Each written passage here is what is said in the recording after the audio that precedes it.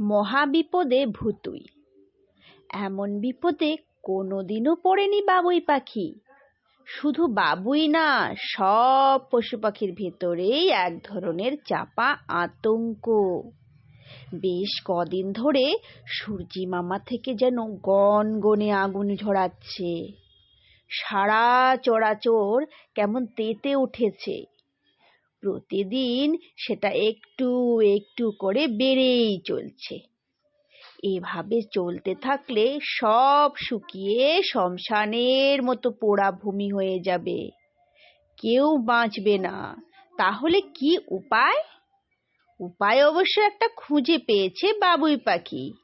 উপায়ের নাম ভুতুই, তাদের প্রেত মহারাজ। কদিন ধরে তাই বাবুই এক মনে ভুতুইকে ডেকে যাচ্ছে। বাপ দাদাদের কাছে শুনেছে একমাত্র ভুতুই পারে এমন বিপদ থেকে উদ্ধার করতে। ভুতুই নাকি সবই পারে। তাই সব কিছু ভুলে দুদিন ধরে সে এক নাগাড়ে ডেকেই যাচ্ছে ভুতুইকে। কিন্তু এত ডেকেও ভুতুইয়ের আর দেখা মেলে না। এক সময় বাবুই বিরক্ত হয়ে ভাবে, ভুতুই বলে বোধহয় নেই কিছু। থাকলে এতদিনে ঠিকই দেখা দিত। কুমার ননদের পাড়ে একটি গভীর বনের ভেতরে বুড়ো মতো তাল গাছের মাথায় বাস করে বাবুই। সেখানে এক কলসির মতো উল্টো করা বাসার ভেতরে বসে বসে ঝিমোচ্ছে বাবুইয়ের অসুস্থ বউ আর 3টে ছানাপোনা। বৈশাখ পার হয়ে জ্যৈষ্ঠ এলো। দেখতে দেখতে আষাঢ় সময় হয়ে গেল। অথচ কাঠফাটা রোদ আর কাঁঠাল পাকা গরম যেন পাল্লা দিয়ে বাড়তেই থাকলো। বাইরে বের হলেই শরীরের পালকে যেন আগুনের ছ্যাঁকা লাগে। আকাশে এক ফোঁটা মেঘ নেই। বৃষ্টির কথা তো ভাবাই যায় না। দুপুরবেলা এই যখন অবস্থা, তখন বাবুই এক অদ্ভুত দৃশ্য দেখতে পায়। বনের পূব পশ্চিমে একটি লম্বা রাস্তা দিগন্তে মিলে গেছে। যত দূর দৃষ্টি যায়, রাস্তার দুপাশে ডোবার মতো গর্ত। তার তলায় কোথাও একটুখানি ঘোলা জল, কোথাও শুকনো খটখটে। সেসব ডোবার ভেতর থেকে সারি সারি ব্যাঙ হঠাৎ রাস্তায় উঠছে পড়িমড়ি করে। অথচ সেই মহাসড়ক দাপিয়ে হুঁশ হাঁস করে ছুটে চলছে বড় বড় বাস, ট্রাক। আর সেসব চলন্ত যানবাহনের দুপাশে হুটোপুটি করছে হাজার হাজার ব্যাঙ। রহস্যটা বুঝতে বাইরের প্রচণ্ড রোদ্দুরকে উপেক্ষা করে বাবুই ঘর ছাড়ে। উড়ে এসে কাছাকাছি একটি গাছের ডালে বসে। ঠুস ঠাস শব্দে তার কানে তালা লেগে যায়। দেখে ব্যাঙগুলো আত্মহত্যার মতোই যেন চাপা পড়ছে দুরন্ত বাসের তলে, ট্রাকের তলে। তাদের দেহ ফেটে যাচ্ছে দূর দাঁড়। এ কি কাণ্ড! বাবুই ভয় পেয়ে যায়।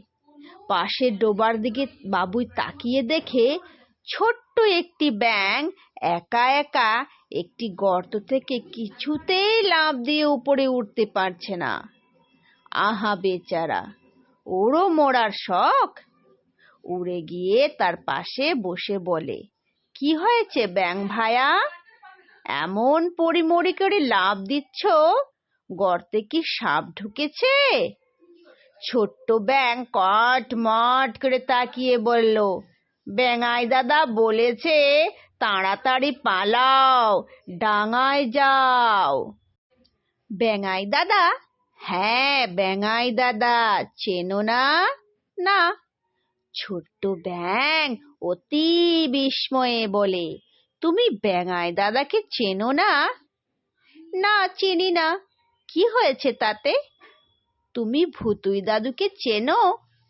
ছোট্ট ব্যাঙ বলল, না, তবে তুমি ভুতুই দাদুকে চেনো না, আমিও ব্যাঙাইকে চিনি না। ব্যাঙ বলল, ব্যাঙাই দাদাকে সবাই চেনে। বাবুই বুঝলো এ বড্ড বেয়াড়া ব্যাঙ, গোয়াড়ের এক শেষ। তাই এ নিয়ে আর কথা না বাড়িয়ে বলল, তোমাদের ব্যাঙাই এমন কথা কেন বলেছে? ছোট্ট ব্যাঙ লাফাতে লাফাতে হাঁপিয়ে গেছে। একটু বিশ্রাম নিয়ে বলল, তুমি এমন ভেঙিয়ে কথা বললে আমি কোনো জবাব দেব না।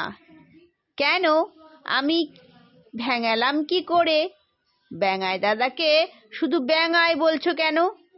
সে তোমাদের দাদা হতে পারে, কিন্তু আমার তো কেউ হয় না। দাদা বলতে আমার বয়েই গেছে। ছোট্ট ব্যাঙ খুব রেগে গেল, বলল, তোমার এত বড় সাহস, যাও, তোমার সঙ্গে কথা নেই। ও, আমি ভাবলাম তোমাকে গর্ত থেকে একটু ওপরে উঠতে সাহায্য করব। ঠিক আছে, যাই। যাও যাও, আর 30-40 বার চেষ্টা করলেই ওপরে উঠে যাব, না হয় 100 বারই লাগবে, কিন্তু কারো সাহায্য আমার চাই না, আমাদের ব্যাঙাই দাদা আছে। বাবা, তোমার বড্ড অহংকার। তোমার ব্যাঙাই এত কিছু পারে, অথচ তোমাকে একটুখানি ওপরে তুলে দিতে পারে না। খবরদার, ব্যাঙাই দাদাকে নিয়ে আর একটাও বাজে কথা বলবে না। ব্যাঙাই দাদা আমাদের দেবতা। তোমার ভুতুইকে নিয়ে তো আমি খারাপ কিছু বলিনি। ভুতুই দাদুকে তো তুমি চেনোই না। এ কথা বলে বাবুই নিজের মনে ভাবলো, আমিও তো ভুতুই দাদুকে চিনি না, শুধু মুখেই শুনেছি যে হ্যান করতে পারে, ত্যান করতে পারে। বলো শুনি, তোমার ভুতুই কি মুতুই কি করে? বাবুই চোখ লাল করে বলল, সাবধান করে দিচ্ছি, ভুতুই দাদু হলো আমার মৃত মহারাজ। 50 পুরুষ আগে তিনি আফ্রিকায় থাকতেন। মারা যাওয়ার পর তিনি ভুতুই হন। তার অসীম ক্ষমতা, বিপদে তাকে ডাকলে তিনি এসে আমাদের উদ্ধার করেন। ভুতুই দাদুকে নিয়ে ইয়ার্কি করলে তোমার থুতুই থুকু থুতনা ভেঙে দেব বলে দিলাম। থুতনা ভেঙে দেবে? আমি এমন থুতু ছেটাবো যে চোখে ঘা হয়ে যাবে। বাবুই দেখলো বেশি ঝামেলা হয়ে যাচ্ছে, বলল, ঠিক আছে ভাই, সামনে সবার বিপদ, এসো মিলমিশ করে চলি। তারপরই ভাবলো এদের বিপদটা আসলে কি। বাবুই বেশ চিন্তিত মুখ করে বলল, আচ্ছা, বিপদটা কিসের? ব্যাঙ আবার লাফাতে শুরু করেছে। লাফানোর ফাঁকে বলল, ব্যাঙাই দাদা বলেছে মাটির তলে 2 রাজ্যের ভেতরে যুদ্ধ শুরু হয়েছে। সেই যুদ্ধ শুরু হলে পৃথিবীর খুব জ্বর হয়, কাঁপুনি দিয়ে জ্বর আসে। আজ বিকেলে সূর্য ডোবার কিছুক্ষণ পর সেই কাঁপুনি শুরু হবে। তখন সবাইকে ডোবা থেকে পালাতে হবে, নইলে মাটি চাপা পড়ে মরতে হবে। তার মানে ভূমিকম্প হবে। ব্যাঙ এক মনে লাফাতে লাফাতে ছোট্ট করে হু বলল। বাবুই খুব দুশ্চিন্তায় পড়ল। সে অবশ্য কোনোদিন ভূমিকম্পের মুখে পড়েনি, কিন্তু অন্য সব দূরদেশের বন্ধু বাবুইদের কাছে শুনেছে ব্যাপারটা অনেক সময় নাকি খুবই ভয়ঙ্কর হয়ে ওঠে। মুশকিলের কথা হলো, তাদের তাল গাছটা বেশ বুড়ো হয়ে গেছে, ভেতরটা ফাঁপা। অনেক দিন ওই ভেবেছে নতুন একটা বাসা বানাবে। কদিন সে আশেপাশে ভালো কিছু তাল, নারকেল আর খেজুর গাছ খুঁজেছে, পেয়েছেও বেশ ভালো কয়েকটি, কিন্তু এতদিনের তাল গাছটির প্রতি তার ভারী ভালোবাসা জন্মে গেছে। এই বনের ভেতর দিয়ে বয়ে চলছে ছোট্ট কুমার নদ। পদ্মা নদীর একটি শাখা এটি। বিকেলবেলা রোদ্দুর থিতিয়ে এলে সে তাল গাছটার মগডালে আরাম করে বসে। বর্ষার এই কুমার নদের দক্ষিণ পশ্চিম থেকে ফুরফুরে বাতাস বয়। সেই বাতাসে তার শরীরের পাখাগুলো ফুলে ফেপে ওঠে। দূরে সে সময় ছবির মতো ফুটে ওঠে পালতোলা নৌকা কিংবা দিগন্তে মেঘের নানা রঙের নিঃসর্গ। এমন নিঃসর্গ সুধার ভাগ বসাতে তার পাশে বউ এসে বসে। হরেক খুনসুটিতে দুজনের কত বিকেল পার করেছে ভারী আনন্দে। সন্ধ্যার আধার ঘনিয়ে এলে তারা তাদের খড়বিচুলির শান্তি নীড়ে ঢুকে পড়ে। কিন্তু ভূমিকম্প আসছে যে, ফাঁপা তাল গাছটা ভেঙে পড়বে না তো? তার এক চড়ুই বন্ধু পাশের গ্রামের এক বড় লোকের দোতলা বাড়িতে থাকে। পুরনো বাড়ি, চড়ুইকেও সাবধান করে আসতে হয়। এখান থেকে বাবুই উড়ে যাওয়ার একটু আগে দেখতে পেল ছোট্ট ব্যাঙটি অবশেষে ওপরে উঠতে পেরেছে। তবে এই জন্য তাকে কমপক্ষে 100 বার লাফ দিতে হয়েছে। এদিকে ভুতুই হন্য হয়ে খুঁজছে বাবুই পাখিকে। সুন্দরবন ছাড়িয়ে আরো উত্তর দিকে উড়তে উড়তে এসে পদ্মার পাড়ে একটি তাল গাছের মাথায় বসে একটুখানি বিশ্রাম নেয়। মাঝ দুপুরে পদ্মা পাড়ে এমন অগ্নিগোলকের মতো রোদ ঝরছে, যেন মনে হচ্ছে সূর্যি মামা দিন দিন কেমন বেলুনের মতো ফুলে ফেপে বড় হয়ে উঠছে। চারিদিকে বেশিক্ষণ তাকানোর পর ভুতুইয়ের মাথা কেমন ঝিমঝিম করতে থাকে। মনে হয়, মনে মনে ভাবে, এত সুন্দর দেশ কত তাড়াতাড়ি নরক হয়ে যাচ্ছে। প্রকৃতির এমন বিদঘুটে লক্ষণ তার একটুকু ভালো ঠেকলো না। ঘরে আর মাত্র 3-4 দিনের খাবার আছে। শস্যদানা, ছোট পোকা, ঘাস আর ছোট্ট উদ্ভিদের পাতা। কিন্তু বাবুইয়ের ছানার চাই ফুলের মধু আর রেণু। কবে একদিন তারা খেয়েছিল একটুখানি, তারপর থেকে ওগুলোই মুখে লেগে আছে। সুযোগ পেলে বায়না ধরে, আর না পেলে গো ধরে বসে থাকে। কিন্তু এখন মধু আর রেণু আনা কি 4টিখানি কথা? বাইরে পোড়া রোদ্দুরের সঙ্গে বিশ্রী গরম, একটুখানি বাতাসও নেই। তাল গাছটার পাখাগুলো একটুখানি মৃদু দোল খেলেও বেশ আরাম লাগে বাবুইদের। আজ সব কিছু কাটা গাছের মতো স্থির। প্রকৃতির রস শুকিয়ে গিয়ে কেমন যেন গেরস্থান হয়ে গেছে। যেন কি এক বিশাল শোকের ঘটনা চলছে। সবাই নিশ্চল ভাবে নড়াচড়া বন্ধ করে শোক পালন করছে।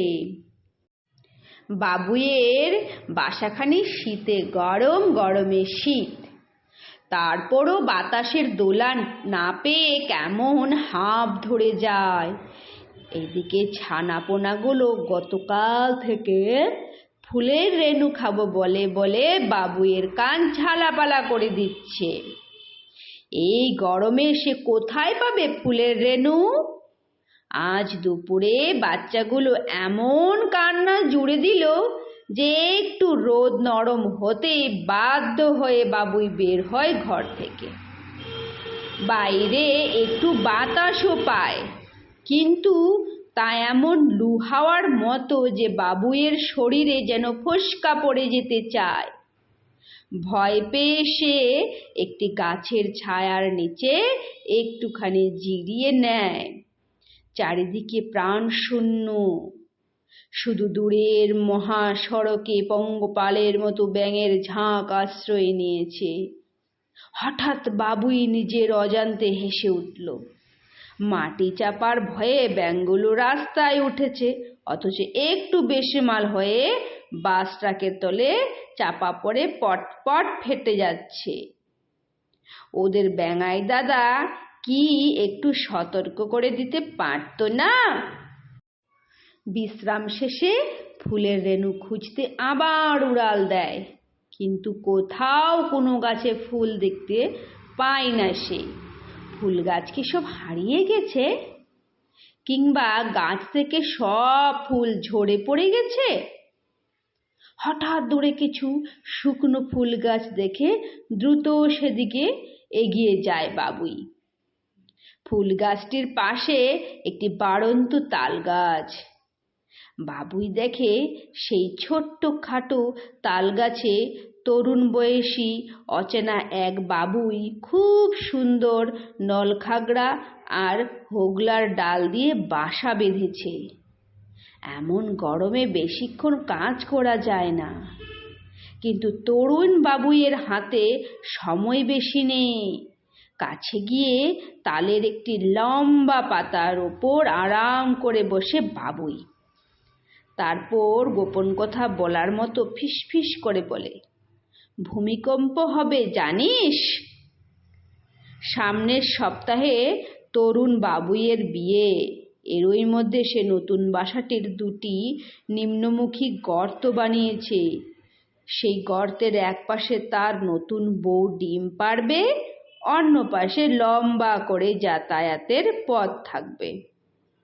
তরুণ বাবুই ঠোঁট দিয়ে ঘাসের আস্তরণ সরাতে সরাতে হেলেফেলা করে বলে, জানি। বাবুই ভেবেছিল ভূমিকম্পের আগাম খবর দিয়ে খুব করে চমকে দেবে তরুণ বাবুইটিকে। উল্টো সে নিজেই অবাক হয়ে গেল।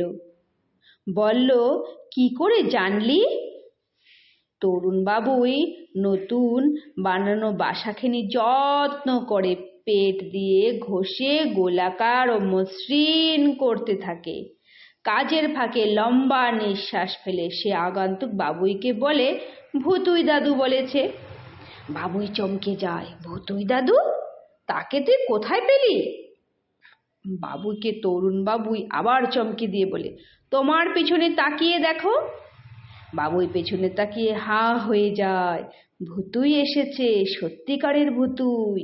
সেই সুদূর আফ্রিকা থেকে এসেছে।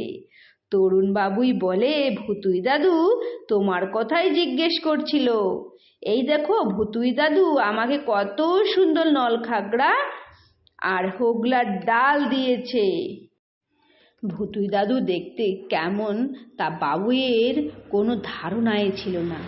তার পেটের তলে হলুদ ছোপ আর কেমন চোখ ধাঁধানো স্বচ্ছ ঢানা। এমন রূপ দেখে কেমন সম্মোহিত হয়ে যায় বাবুই। বাবুইয়ের মুখ থেকে নতুন করে কিছু শোনার দরকার হয়নি ভুতুইর। তাকে খুব চিন্তিত দেখায়। সুদূর আফ্রিকা থেকে উপহার হিসাবে সে অনেক কিছু নিয়ে এসেছে। তার ভেতরে মাদাগাস্কার দ্বীপের সবচেয়ে সুস্বাদু মধু ও ফুলের রেণুও আছে। বাবুইয়ের ছানাগুলো সেগুলো ঠোঁট ডানায় মাখিয়া মহা আনন্দে ছড়িয়ে ছিটিয়ে খাচ্ছে। অনেকক্ষণ চুপ থাকার পর ভুতুই বিষাদ গলায় বলে, সামনে ভয়াবহ দিন আসছে। মাটি ফেটে চৌচির হবে। কুমার নদের সব জল শুকিয়ে যাবে। আকাশে মেঘ থাকবে না, বৃষ্টি হবে না। চারিদিকে আরো আরো গরম হাওয়ার হলকা বইবে। গাছের পাতা ঝরে যাবে, রস শুকিয়ে যাবে, শস্যদানা মিলবে না, আর সব খাবারও ফুরিয়ে যাবে। তারপর বাবুই ভয় পেয়ে বলে, তারপরেরটা আর শুনতে চাই না ভুতুই দাদু। উপায় কি তাই বলে দাও। উপায় একটাই। ভুতুই বলে, বঙ্গোপসাগরের দক্ষিণে একটা বড় সড়ো মেঘ জমেছে। ওখান থেকে এক টুকরো মেঘ ধার করে আনতে হবে, নইলে। এ তো অনেক সহজ কাজ। বাবুই বলে, ওই মেঘ তো এমনি এমনি আমাদের এখানে চলে আসে।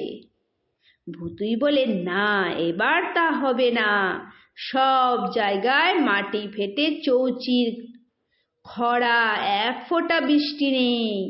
আমি এখানে আসার পথে দেখেছি সবাই ওই মেঘের কাছে গিয়ে ধর্ণা দিয়েছে।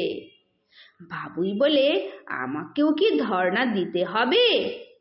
আমি সে কথাই বলছি, দেরি করে পৌঁছুলে আমাদের ভাগে একটুকু মেঘ থাকবে না। আজ রাতেই রওনা দিতে হবে। আমি যাব, কিন্তু সঙ্গে একজনকে চাই। বাবুই বলে, আমি যেতে পারি, কিন্তু বউ আর ছানা না খেয়ে থাকবে। ওরা অসুস্থ, দেখার কেউ নেই। তুমি ওই তরুণ বাবুইটাকে নিয়ে যাও।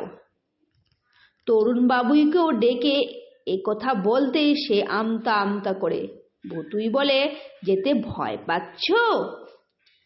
সন্ধ্যা ঘনিয়ে এসেছে। বাবুই কোথাকে একটি জোনাকি পোকা ধরে নিয়ে এসেছে তার ঘর আলো করতে। সেই মিটমিটে আলোয় তরুণ বাবুই বলে, তুমি আমাদের দেবতা, তোমাকে বলতে দ্বিধা নেই। আমি খুব সুন্দরী এক বাবুইয়াকে ভালোবাসি, ও আমাকে ভালোবাসে, কিন্তু আমি যে নতুন বাসা বানাচ্ছি সেটি ওর পছন্দ না হলে আমাকে বিয়ে করবে না। তাই ভুতুই তাকে থামিয়ে দিয়ে বলে, শুধু বাসা তৈরি করলেই হবে? তোমাকে সুন্দর স্বচ্ছ জলে স্নান করে ভেজা গায়ে নাচতে হবে, নইলে ওই সুন্দরী বাবুইয়া তোমাকে বিয়ে করবে না। যদি মেঘ না আসে বৃষ্টি হবে না, বৃষ্টি না হলে নদী সরোবরের জল জমবে না।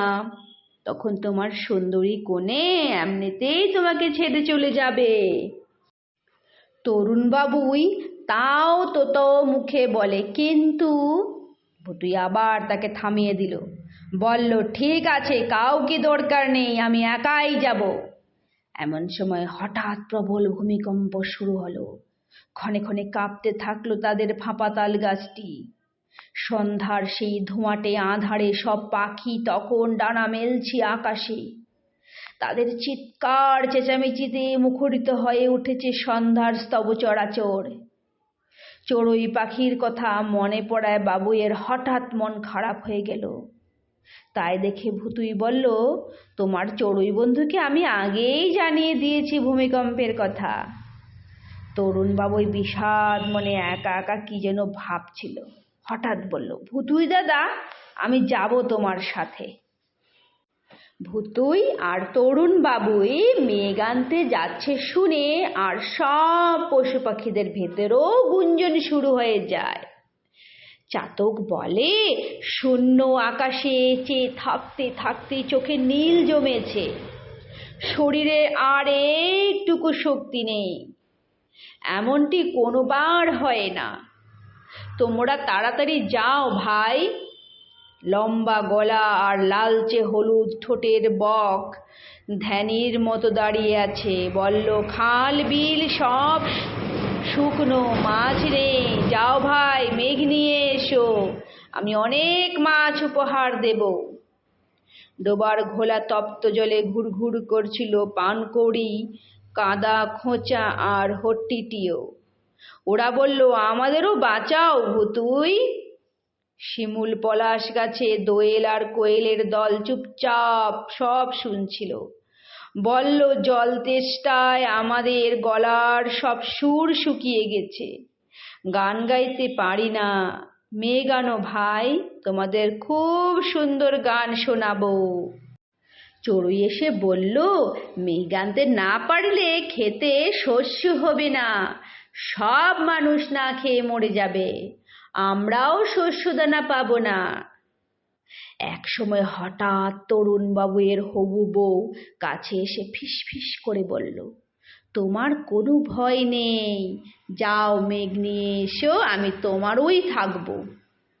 এভাবে সবার ভালোবাসা নিয়ে যখন ভুতুই আর তরুণ বাবুই বঙ্গোপসাগরের অনেক গভীরে মেঘের কাছে পৌঁছলো, তখন সেখানে মেঘ নিয়ে রীতিমতো কাড়াকাড়ি পড়ে গেছে।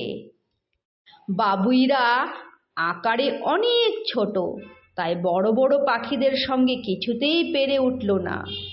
তরুণবাবুই ভেবে পেল না কি করে এত বড় বড় পাখির ভিড় ঠেলে মেঘ পাওয়া যাবে।